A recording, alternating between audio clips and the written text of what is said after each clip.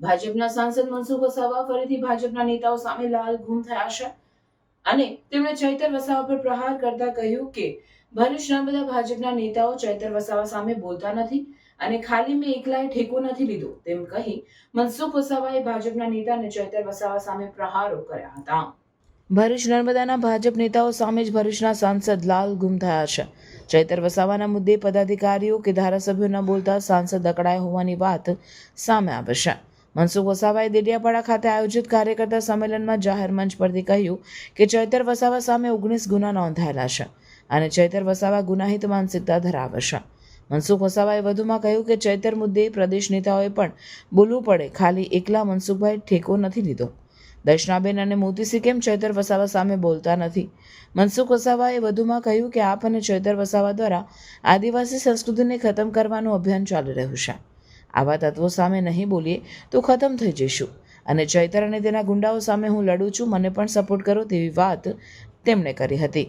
સાંસદ અને 2-3 જિલ્લા પંચાયત કબજે કરી છે. ચૈતર વસાવાને જામીન પણ મળતા નથી તો ચૈતર વસાવા બહાર ન નીકળે તેના માટે તેના જ માણસો સારા વકીલ પણ રોકતા નથી તેમ પણ કહી નાખ્યું હતું. ધારાસભ્ય ચૈતર વસાવા સાથે જે ઘટના ઘટી છે બહુ સ્પષ્ટ છે કે ચૈતર વસાવાએ તાલુકા પંચાયતના પ્રમુખ સંજયભાઈ વસાવા ને કાચનો ગ્લાસ માર્યો, મોબાઈલ છૂટો મૂક્યો અને સાગબારા તાલુકા પંચાયતના પ્રમુખ બેનની સામે ખરાબ વર્તન કર્યું. એની સામે લઈને ફરિયાદ થઈ.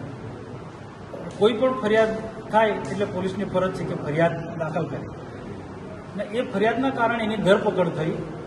તો ખરેખર તો આમ આદમી પાર્ટીના નેતાઓને મારે એમ કહેવું છે અને આજ લોકોને પણ મેં જ વાત કરી કે ચૈતરભાઈને છોડાવવો હોય તો કાનૂની પ્રક્રિયાથી એને છોડાવવો જોઈએ. એમને સારો વકીલ રોકીને ચૈતરભાઈને છોડાવવો જોઈએ. પણ આમ આદમી પાર્ટીના નેતાઓ ચૈતરભાઈને જેલમાં જ રાખવો છે અને લોકોમાં ખોટો પ્રચાર કરવો છે. મારા પર આરોપ મૂકે કે મનસુખભાઈ આ ગણેશ કરીને બોગસનો એક વ્યક્તિ છે કાર્યકર્તા આમ આદમી પાર્ટીનો, એ મારા પર આરોપ મૂકે છે. મેં ટીવીમાં જોયું કે મનસુખભાઈ અને ચૈતરને ખોટી રીતના ફસાયો. ભાજપ સરકાર ચૈતરથી ડરે છે એટલે એને ખોટા કેસ કરાવે છે. ખોટા કેસ નથી, 19 જેટલા કેસો છે. ચૈતરભાઈ ધારાસભ્ય તરીકે જે ગુના કરે છે એની સામે એફઆઈઆર થઈ છે, એના કારણે બધી કાર્યવાહી થાય છે અને એમને છોડાવવો હોય તો કાનૂની પ્રક્રિયાથી છોડાય છે, અમને કોઈ વાંધો નથી. પણ જે ખોટો અપપ્રચાર કરે છે એટલે એ ખોટો અપપ્રચાર થી બચવા માટે મારા કાર્યકર્તાને સાવધાન કરવા માટે આજે મેં મિટિંગ બોલાવી.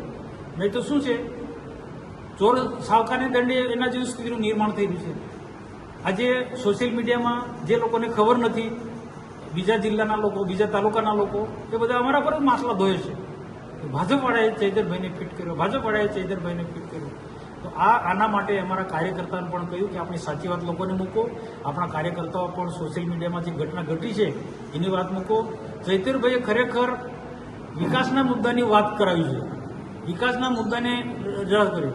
ત્યાં કેટલાક ભ્રષ્ટાચારના મુદ્દાની વાત કરે છે તો તે ભ્રષ્ટાચારની વાત ચોક્કસ એને ઉજાગર કરવો જોઈએ. જે તે સમયે જે કામ ચાલતું હોય ત્યારે પણ ધારાસભ્ય તરીકે કામ એ જોવું જોઈતું હતું અને એને યોગ્ય જગ્યાએ રજૂઆત કરી શકાય.